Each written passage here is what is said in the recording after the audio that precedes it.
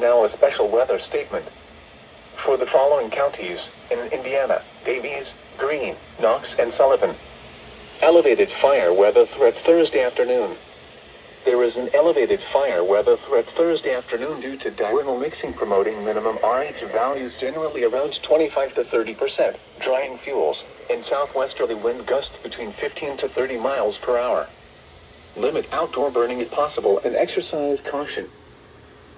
The current time is 9:10 p.m. Eastern Daylight Time.